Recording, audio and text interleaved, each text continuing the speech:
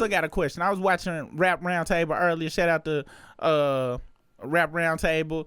And they had a question, and and since you are a diehard Kendrick fan, I need y'all to look at the back of his background. Y'all see that album back there? That's the Pimp a Butterfly. He buys physical media. He buys artist albums. Like, he a real life music supporter. Okay. They had a topic that says that asked if GNX is a classic.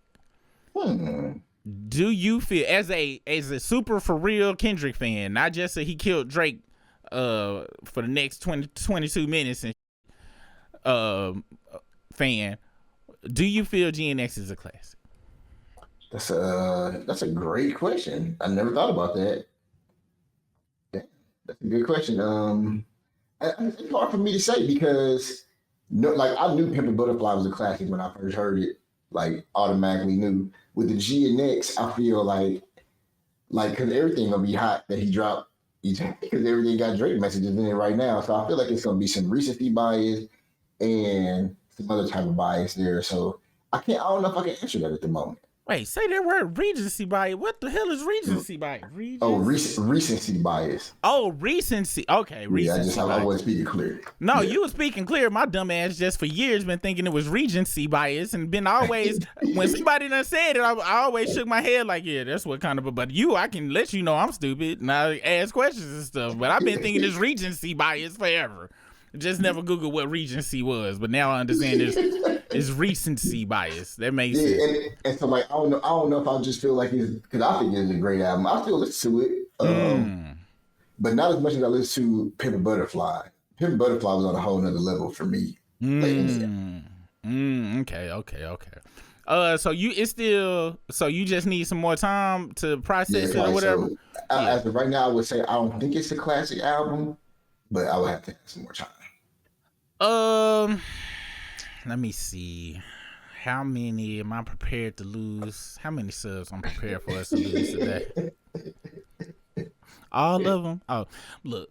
First off, when it comes to classics, there has been very few times I heard a project and was able to say it was a classic. Much in a year, much less 6 months. Okay, it's only like a very handful. I'm not even no super Kendrick fan like that. Y'all already know that. And Pimp a Butterfly, just how it was put together and the intricacies of it, the instrumentation, the jazz, all of the influences, I already knew what the hell was gonna happen with that one. Wu-Tang's first album, first time I heard it, instant classic. I was like, this is a classic. Like, this was a classic. Personal classics, 666, 66, 61, When the Smoke Clears, had Sipping on the Scissor on it. Every song, it was no skips on that. I knew that was an instant classic. The Black Album, as soon as I heard the Black Album, to me, the Black Album was an instant classic. Some people say Reasonable Doubt is cool, and I get why you say it. But this album, I listened to it, and I gotta that recency bias is my thing for it. You know what I'm saying? It's got dope tracks. This is probably my favorite, the Heart song or whatever. But as far as me just saying it's a classic just off the rip like that, I can't. I think, to me, for real, it's just kind of like a snapshot of. It's like a trophy to me for Kendrick. It's like, hey y'all, look, you see how I killed Drake? Here's a beautiful trophy of that of Photoshop of this right here. This album I dropped right off of this. Hey, check this out. I ain't even mentioned that nigga like that on here. Check this out. Look how dope I am. And then he gonna put it back in the ocean and let that trophy fish fly off. I don't even think he would say it's a classic album himself. I think it felt more like a mixtape to me personally. Just something to I just feel like it was more Drake shittery. That's what. Yeah, because I found out some stuff like my favorite song on there, Peekaboo, and Muzz was talking about that when he was like 80 pointers, like a Kobe game. I completely forgot that when Kobe scored them 80 points, he scored it on the Toronto Raptors. And then he was like 7-6-2s after that. They was like that was like some of his stats. Like he had hit like 7 3-pointers, 6 rebounds, and like 2 assists, like some crazy. Wow. And I'm like, man, like Kendrick always just pulling like wild shit out of these battles, bro. And just been, he always talking shit. Always, he talk intricate shit. Yeah, man. Like And now I listen to it, but like I said though, and I did a poll earlier today, and I think me and you had this conversation. I did a poll on my live lunch with Super earlier today. I asked, what is your focus on the song when you first listen to it? Is it the lyrics, the beat, or the delivery? And I believe you are of the lyric camp, right? Well, when I first hear a song, it's a vibe. Like, what vibe is it giving? And then after that, it's like the beat and the lyrics at the same time. And then I listen to it like just for the lyrics. Like I listen to it just for the lyrics. I probably listen to it just for the lyrics like a couple times, and then I just listen to it like all together. Yeah, I'm me personally listen to it for the beat. If the beat trash, I'm not making it through the first 3 seconds. I'm dead serious. If the beat trash, I'll listen to the first 3 seconds. Then I skip to like midway through the song to see if it's like a dope bridge or something, or maybe they switch the beat up. Then I skip to the end of the song. Maybe they switch the beat up. You know what I'm saying? If the beat ain't going, it ain't no reason for me to be there. It's only a handful of artists I listen to it the whole way through, just to see what they said. It's only a handful of artists I listen to the lyrics. Jay-Z, Eminem, Kendrick. I listen to just see what the hell he said. But if the beat, I don't care how ice cold they lyrics was, if the beat wasn't dope, I'm never going back to that song ever again in my life. If the beat ain't popping, it's just no reason for me. But yeah, I just wanted to know how you felt about that. And I'd like to know what y'all think. Let's see. Omar Pena came in the house with the super chat. He said if GNX is a mixtape, rappers should be scared. It gave mixtape feel to me. You know what I'm saying?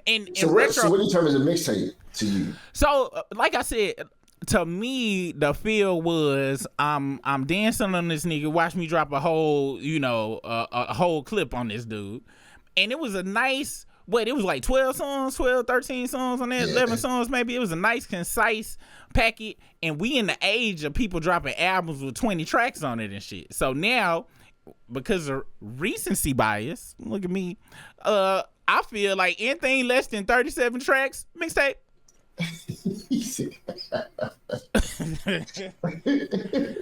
And your favorite artist, Chris Brown, a nigga that started this, he had one album, had 52 tracks on it. He definitely did.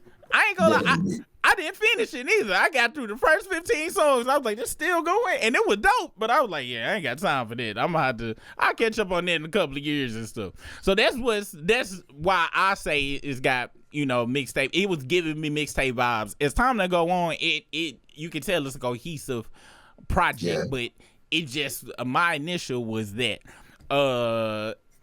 And like you said, it's too recent. I don't believe in really giving me saying something a classic though. A classic gotta live later on.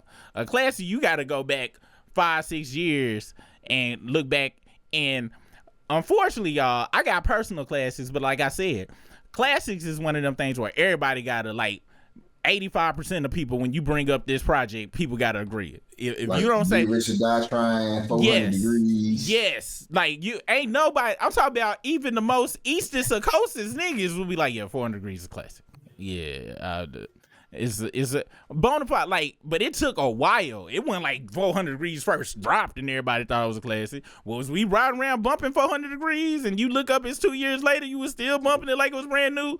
That and everybody doing it, that's when you know. You know what I'm saying? But some albums are just classic for their time. You know what I'm saying? Or for a time period, or it might feel that way.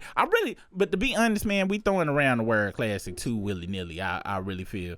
It is, you know what? I'm sorry, Rap Roundtable. I'm just jacking the whole steez for right now, because usually we do the restores, but I took a nap before we came on here and stuff. I fell asleep.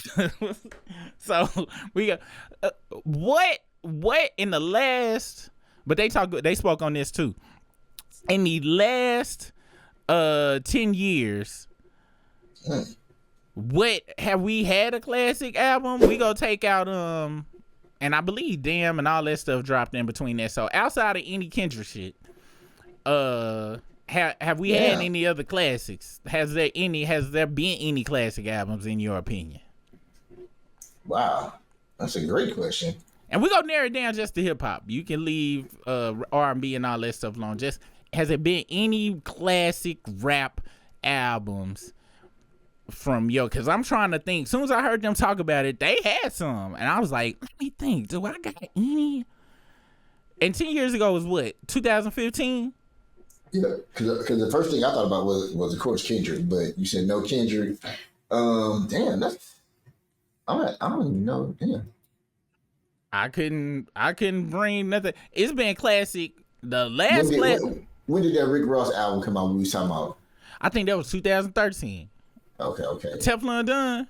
Yeah, whichever one they had all that shit on it. Yeah. See, I'm gonna be honest, from 2007 to 2013, 14, it was hella mixtape classes and stuff. Like ASAP first mixtape is a classic to me. Like his first mixtape a classic to me. OJ, look guys, you can send all hate mail to Super Rig said this shit at gmail.com. OJ, Gucci, they was dropping all sorts of personal classes. Trap House 3 though, for non-Gucci fans, y'all need to listen to Trap House 3. Trap House 3 came out 2013. That's a if everybody heard it, they would say that is a classic itself. But other than that, from 2014, I'm be honest, I was starved musically between there, even till now. That's why I'm still listening to shit from 2008. The most exciting thing that's gonna happen in hip hop has been Kendrick. All the Kanye he done dropped in the last 10 years. No, nothing. All of the niggas. Now 444 was do you consider 444 a classic? It's up there. I don't call it a classic though, but it's up there. To me, it's a classic moment, and it's got classic sayings. But I can't say it's like the whole thing was, you know what I'm saying? But it's a moment though, like, you know what I'm saying? But it's because we always go reference 444 though. You know what I'm saying? Like, I'm gonna have to go back and listen to it, but it's only certain lines and it ain't like memorable songs and. You know what I'm saying? Like songs that's gonna live forever. Like, matter of fact, I ain't been nowhere where somebody just dropped a song from 444 ever. Like, it's gotta be able to be dropped. You know what I'm saying? You ain't gotta have a back that ass up or nothing, but you gotta have a, you know what I'm saying? It's gotta be, it's music at the end of the day. You know what I'm saying? It's gotta do musical things, in my opinion. Yeah, I'm really trying to think about this. Damn, because dude, music literally for me has been trash since 2014, 15. And you know what that lined up with? When Fraudster beat Meek Mills. That's when everything went and his run ascended like this. And maybe that is for me. Cause Migos was 2013, which they, Rich Niggas mixtape is a classic. To me, they ain't got no classic albums, but yeah, it's like, I feel like, cause damn, yeah, that's a good question, bro. I'm gonna have to go. I'm gonna have to think about that shit. And I'll probably have to come back to that answer like later on. Be like, oh, remember you asked me this?